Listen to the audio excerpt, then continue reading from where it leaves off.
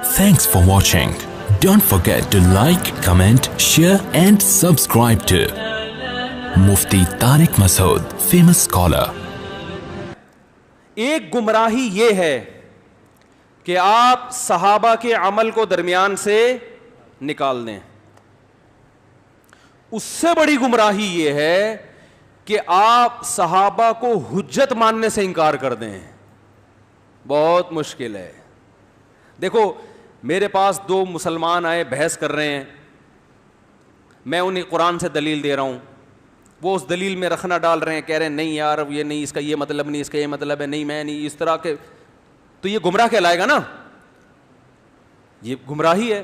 اس سے بڑی گمراہی کیا ہے؟ وہ کہے گا میں قرآن کو مانتا ہی نہیں ہوں. وہ کیا کہنا شروع کر دے؟ میں قرآن کو مانتا ہی نہیں ہوں. یہ بڑی گمراہی. اور اس سے بڑی گمراہی ہے کہ قرآن کی ڈیفینیشن کو چینج کر دے. ایک تو ہے کہ میں مانتا ہی نہیں, جیسے عیسائی نہیں مانتے.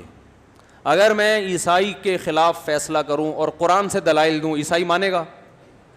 بولو. وہ کہے گا میں اس کتاب کو مانتا ہی نہیں ہوں. ہم کافر کہتے ہیں نا اس کو, گمراہ ہے. لیکن اگر یہ کہے کہ میں قرآن کو مانتا ہوں لیکن قرآن کی ڈیفینیشن یہ نہیں ہے کہ الف لام سے میم سے شروع ہو اور الناس پہ ختم ہو, بلکہ اور کوئی کتاب لے کر آئے اور کہے کہ قرآن کی ڈیفینیشن یہ ہے کہ وہ ABCD سے شروع ہوتا ہے اور Z پہ ختم ہوتا ہے, تو بتاؤ یہ پہلے درجے کی گمراہی سے بھی بڑی گمراہی ہے کہ نہیں ہے؟ ایک فریق وہ ہے جس نے صحابہ کو حجت مانا لیکن صحابہ کی ماننے سے انکار کیا. اس سے بڑا بدبخت وہ فریق ہے جو صحابی کی ڈیفینیشن کو چینج کر دے اور کہے ہم جس کو اپنی مرضی سے صحابی کہیں گے وہ یعنی یہ کرائٹیریا اپنے ہاتھ, یہ معیار ان کے, یہ اختیار اپنے ہاتھ میں لے لیا کہ میں جس کو صحابی کہوں گا وہ تو صحابی ہے, جس کو میں صحابی نہیں کہوں گا وہ صحابی نہیں ہے. تو بتاؤ جب لغت میں اختلاف ہوتا ہے تو دلیل میں ڈکشنری پیش کی جاتی ہے کہ نہیں کی جاتی؟ بولتے کیوں نہیں میرے بھائی؟ ڈکشنری کا حوالہ دیا جاتا ہے, لغت کا حوالہ دیا جاتا ہے. تو آپ نے خود سے ایک معیار متعین کر لیا. اہل لغت سے, عرب سے پوچھا جائے گا کہ وہ صحابی کسے, نبی نے جو فرمایا نا ما انا علیہ و اصحابی, جس پر میں ہوں اور میرے اصحاب, اصحاب جمع ہے صاحب کی. اب ذرا سننا اس لغوی تحقیق کو. لغت سمجھتے ہو اتنی گاڑی گاڑی اردو؟ اب جو ڈکشنری, اب تبے سے بات کرنی پڑتی ہے معذرت کے ساتھ, یار کیا کریں, تمیز سے بات سمجھ میں. لوگ کہتے ہیں یار ممبر بڑے ابے تبے کر رہے ہو, تو اور کیا اور کس طرح سمجھائیں؟ دیکھو لغت ڈکشنری وہ بتاتی ہے نا کہ اہل لغت کے ہاں اس کا مطلب کیا ہے. یہ اتنا آسان لفظ ہے کہ اردو میں بکثرت استعمال ہوتا ہی ہے. صاحب, صاد, ہا اور با, یہ لفظ جہاں بھی استعمال ہوتا ہے نا اس کا مطلب ہوتا ہے ساتھ رہنے والا. بات آ رہی ہے سمجھ میں؟ جیسے آپ کے مطلب کی خاندانی مثال ذہن میں آئی ہے.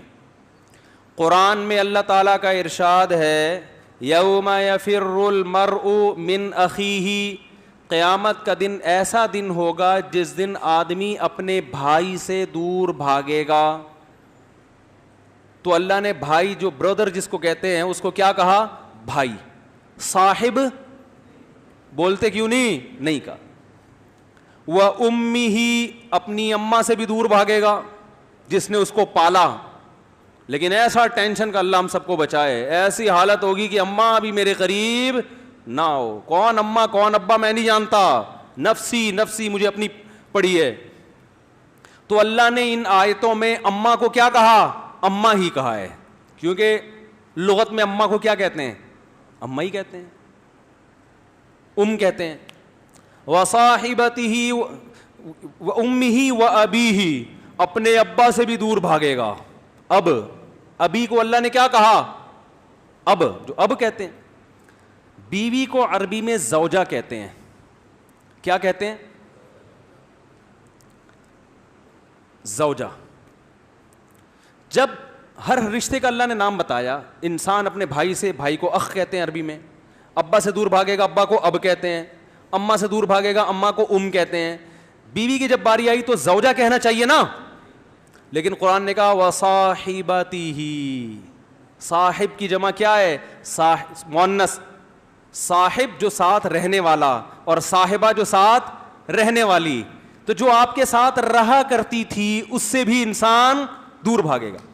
تو بیوی کا نام نہیں لیا گیا, اس کے ایک وصف کو ہائی لائٹ کیا گیا ہے, کیونکہ انسان رہتا کس کے ساتھ ہے؟ شریف لوگوں کی بات ہو رہی ہے, کس کے ساتھ رہتا ہے؟ اب کہ تو شریف تھی تو بھاگ کیوں رہے ہیں پھر وہاں پہ؟ بھائی وہاں کیونکہ قیامت کی ہولناکیاں ایسی ہوں گی نا, انسان وقتی طور پر اپنے رشتے داروں کو بھول جائے گا. وصاحبتہ, جو اس کے ساتھ رہا کرتی تھی. اسی آیت سے میں نے ایک استدلال کیا ہے, ایک دلیل پکڑی ہے کہ جو لوگ سفروں میں بیویوں کو ساتھ لے کے نہیں جاتے, اس کا مطلب وہ بیوی کو صاحبہ. بولتے کیوں نہیں بھائی؟ جو بیوی کو ٹائم نہیں دیتے اس کا مطلب وہ بیوی کو صاحبہ نہیں سمجھتے. اللہ نے وسائل دیے ہوں تو لے جایا کرو, کیونکہ اللہ نے کیا فرمایا؟ ابا کو ابا کہا, ساتھ رہنے والے نہیں کہا, حالانکہ رہتے تو وہ بھی ساتھ ہیں. بھائی کو بھائی کہا, حالانکہ رہتا وہ بھی ساتھ ہے. ایک زمانہ ساتھ گزرا ہوتا ہے لیکن جدائی ہو جاتی ہے, ہر وقت نہیں چپکے رہتے. اماں کو اماں کہا, صاحبہ نہیں کہا. لیکن جہاں زوجہ کی باری آئی اللہ نے کیا فرمایا؟ ساتھ رہنے والی کے ساتھ سے بھی بھاگے گا. اس سے پتہ چلتا ہے کہ اسلام میں زوجہ جب ایک دفعہ شادی ہو گئی تو پھلترو کی طرح وہ کیا ہو گئی ہے؟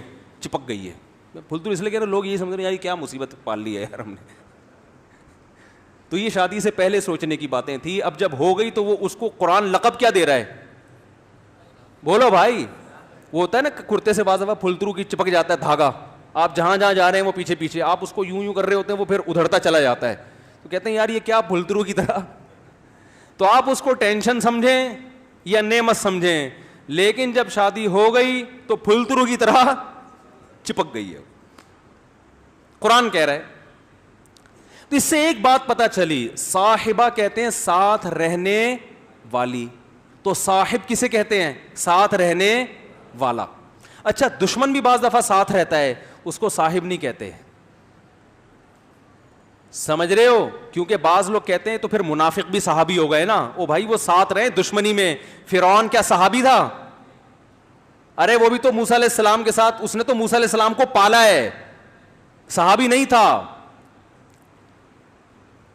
اس کو صحابی نہیں کہہ سکتے, وہ دشمن تھا. تو اللہ رب العزت نے اس لیے ہم کہتے ہیں جس نے بھی ایمان کے ساتھ, کیونکہ جب مومن ہو گیا تو اب دشمنی ختم. مومن اور اس نبی کی دشمنی ایک جگہ جمع نہیں ہو سکتے. تو جب اسلام قبول کر لیا تو آپ صلی اللہ علیہ وسلم کے ساتھ ایک سیکنڈ بھی گزارا ہو تو وہ کیا بن گیا؟ ساتھی. کیونکہ قرآن جب صحابہ کو لقب دے رہا ہے نا, قرآن نبی صلی اللہ علیہ وسلم کے ساتھیوں کو جو قرآن لقب دے رہا ہے وہ صحابی کا, یہ صحبت سے نکلا ہے. یعنی وہ لوگ جنہوں نے نبی کی صحبت اٹھائی ہے. اس میں حضرت ابو بکر سب سے پہلے داخل ہیں, حضرت ابو سفیان بھی داخل ہیں, حضرت معاویہ رضی اللہ عنہ بھی داخل ہیں, حضرت عمر عثمان علی تو وہ بھی داخل ہیں. کسی ایک کو اس سے خارج کرنا یہ اس کی علامت ہے. آپ کسی قرآن کی آیت کو قرآن سے نکال دیں اور کہیں قرآن کی ڈیفینیشن اس آیت پہ صادق نہیں آتی, تو یہ جیسے کفر ہے, ایسے کسی صحابی کو صحابی کی فہرست سے نکال دینا یہ بھی کفر ہے. کیونکہ قرآن جو فضائل بیان کر رہا ہے آپ اس فضائل کو تسلیم کرنے کے لیے تیار نہیں ہو اور آپ نے ان پہ وہ لفظ کا اطلاق کرنا چھوڑ دیا. یہ تو ضد اور ہٹ دھرمی کی انتہا ہے یہ. اور کچھ صحابہ تو ایسے ہیں جن کو اللہ نے بڑی فضیلت دی.